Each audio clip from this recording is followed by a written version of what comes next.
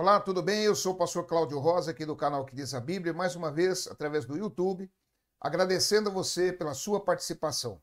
Nós ficamos felizes porque vocês têm nos acompanhado através dos likes, das compartilhações, dos comentários. E ao final do vídeo, se você gostou, peço que você se inscreva e acione o sininho. Lembrando que o canal Que Diz a Bíblia é um canal de apologética cristã. Nós vamos falar sobre os significados da graça. Nós sabemos que a graça é um favor imerecido que nós recebemos de Deus. Deus nos dá a graça para a salvação, mas ela tem alguns significados também na nossa prática de vida cristã. E é exatamente sobre isso que nós queremos falar, sobre o que diz a Bíblia, sobre os significados da graça. Logo depois da nossa vinheta.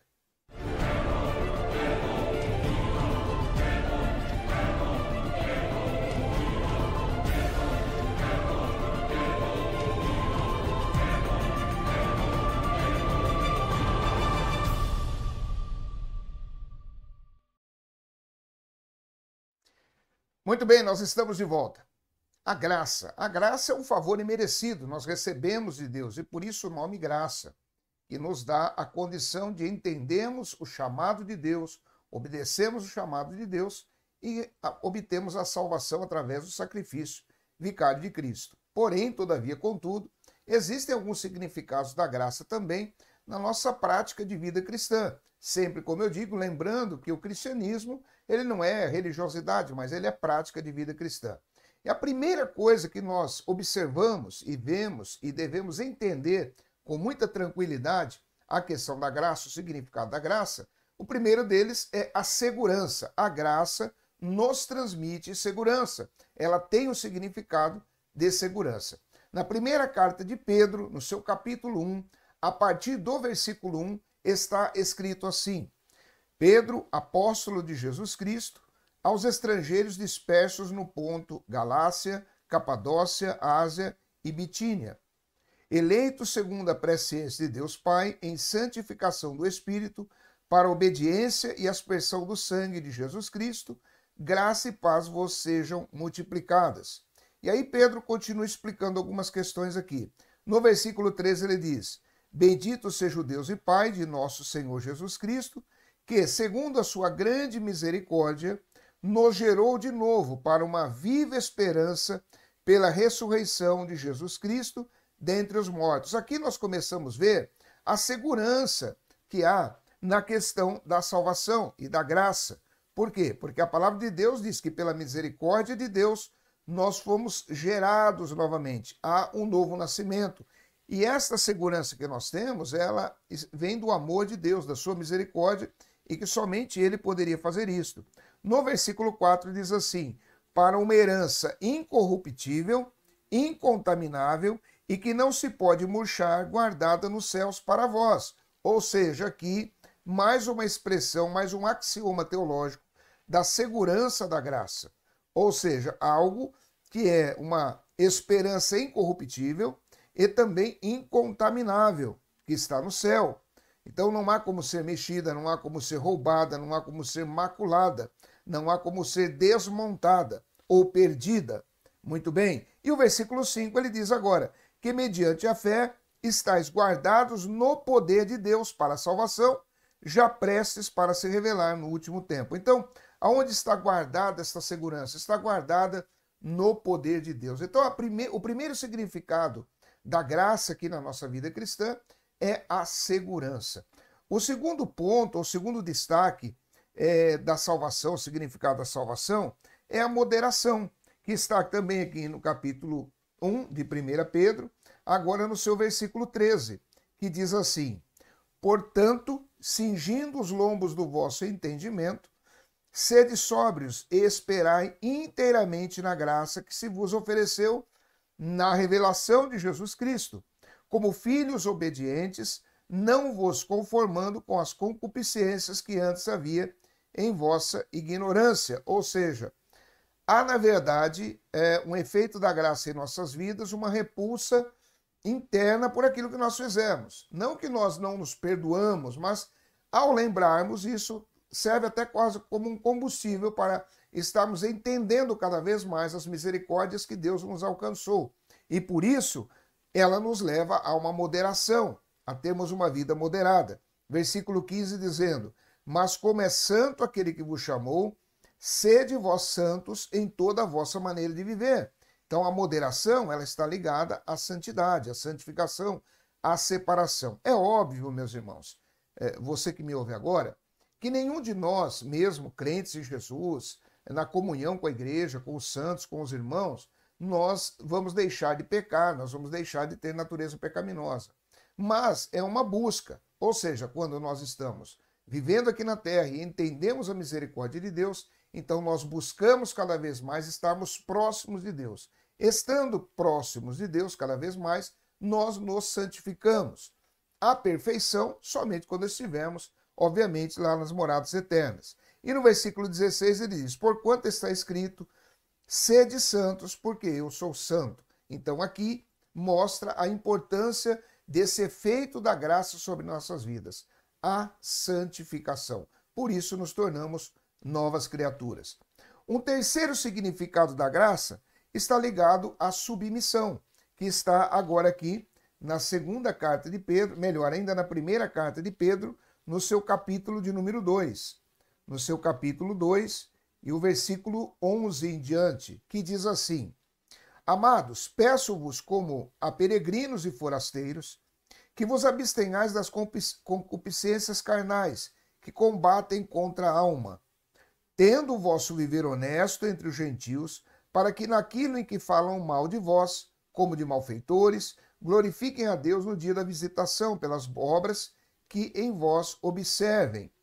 Sujeitai-vos, pois, a toda ordenação humana por amor do Senhor, quer ao rei como superior, quer aos governadores como por ele enviados para castigo dos malfeitores e para louvor dos que fazem o bem. Ou seja, a Bíblia nos ensina que um dos efeitos da graça é nós estarmos submissos às autoridades. Porém, todavia, contudo, tem dois aspectos importantes aqui. O próprio apóstolo Pedro também escreveu, lá em Atos, que convinha primeiro fazer a vontade de Deus do que a dos homens. Obviamente que o cristão, ele estando entre obedecer leis que são contra a palavra, que são contra o próprio Deus, contra Jesus Cristo, contra a nossa vida cristã, ele vai optar, mesmo pagando um preço por isso, por ficar do lado de Deus. O texto aqui, ele não está dizendo que nós nos levantarmos contra as leis, mas está dizendo que nós devemos nos submeter ao rei e aos governantes, e aí explica qual a função desses governantes. E aqui no versículo 14 diz assim: como por ele enviados, para quê? Para castigo dos malfeitores e para louvor dos que fazem o bem. Então, os governantes, a priori, o que a Bíblia está dizendo, que eles são colocados para castigar os malfeitores e para louvor dos que fazem o bem. Então, a sociedade, ela é dirigida por governantes, ou deveria ser dirigida por governantes, segundo a palavra aqui, por governantes que estão aí para estar castigando os malfeitores e não estar castigando aqueles que servem a Deus. Por isso, a Bíblia diz que nós devemos submeter as autoridades dentro deste contexto. Então, esse é o terceiro aspecto do significado da graça em nossas vidas. O quarto é o sofrimento. Como se explica isso? Aqui agora, na primeira carta de Pedro também, no capítulo de número 3, nós vamos ver ali a partir do versículo 13 o que está escrito, que é assim: e qual é aquele que vos fará mal se fordes seguidores do bem? Mas também, se padecerdes por amor da justiça, sois bem-aventurados. E não temais com medo deles, nem vos turbeis. Antes, santificai o Senhor Deus em vossos corações, e estáis sempre preparados para responder com mansidão e temor a qualquer que vos pedir a razão da esperança que há em cada um de vós. Ou seja, e aí cai exatamente naquilo que Jesus falou, né? Quando ele diz assim: não temais aqueles que matando o corpo nada mais podem fazer, mas temai aquele que matando o corpo pode mandar a alma para o inferno. Então, aqui está um dos efeitos da graça. Você passa pelo sofrimento em razão de estar defendendo as verdades da palavra de Deus. E o versículo 15, que é um versículo muito conhecido, que diz: antes santificai os vossos corações, santificai ao Senhor em vossos corações, e estar sempre preparado para responder com mansidão e temor a qualquer que vos perguntar a razão da esperança que há em cada um de vós. Ou seja, quando nós somos inquiridos em razão da nossa fé, nós vamos sofrer um pouco, mas temos que mostrar a razão da esperança que há em cada um de nós. E por quinto lugar, ou em quinto lugar, e por último aqui que nós elencamos, a graça também significa serviço, ou seja, a mordomia cristã. E aí nós vamos olhar lá no capítulo 5 também de 1 Pedro, último capítulo da primeira carta de Pedro, no seu versículo 1 em diante, que diz assim: aos presbíteros que estão entre vós, admoesto eu, que sou também presbítero, com eles, e testemunha das aflições de Cristo e participante da glória que se há de se revelar. Apacentai o rebanho de Deus, que está entre vós, tendo cuidado dele, não por força, mas voluntariamente, nem por torpe ganância, mas de ânimo pronto, nem como tendo domínio sobre a herança de Deus, mas servindo de exemplo ao rebanho. E quando aparecer o sumo sacerdote, ou o sumo pastor, melhor dizendo, alcançareis a incorruptível coroa da glória. Então aqui mostra o serviço em especial daqueles que estão exercendo uma função eclesiástica. É um dos significados da graça. Um detalhe importante aqui, eu me lembrei e vou trazer aqui um pensamento que eu tenho acompanhando alguns outros, né? É interessante que Pedro, ele diz assim: aos presbíteros que estão entre vós, admoesto eu, que sou também presbítero. Ou seja, o apóstolo Pedro, ele tinha titularidade de presbítero. Eu estou dizendo isso, abrindo um parênteses aqui, essa é uma questão, não é sine qua non para a salvação, não é nada disso, mas é um fator que nos leva a um pensamento do porquê assim. Dentro da denominação Assembleia de Deus, o evangelista ele está acima do presbítero. É algo assim interessante. Por quê? Porque o presbítero ele já é um pastor. Tanto é que Tiago diz assim: há algum doente entre vós? Chame os evangelistas. Não, ele diz: há algum doente entre vós? Chame os presbíteros para orarem sobre o enfermo ungindo com azeite. Então, o presbítero, aquele que é presbítero na igreja, ele é uma função pastoral. Eu não sei por que exatamente, na Assembleia de Deus, o camarada, quando ele é levado a evangelista, é de conhecimento, notório conhecimento entre os membros da igreja, que o evangelista ele sente acima, e realmente é um cargo colocado acima do presbítero. E eu não entendo o porquê, né? Não consigo entender porque a Bíblia coloca Pedro, o apóstolo, como presbítero, e a própria Bíblia diz para chamar os presbíteros. Então, é algo assim, claro que isso não quer dizer, não faz parte da igreja, isso é uma heresia, não é uma condição para salvar. Não tem nada disso, mas é um fato interessante que mostra algo que tem uma certa contrariedade àquilo que a Bíblia mostra. Que o presbítero, ele já é um pastor, e o próprio apóstolo Pedro era presbítero, tá bem? Só um detalhe aqui, porque, obviamente, o canal é de apologética, defesa da fé, entendimento da palavra, então fica esse questionamento aqui.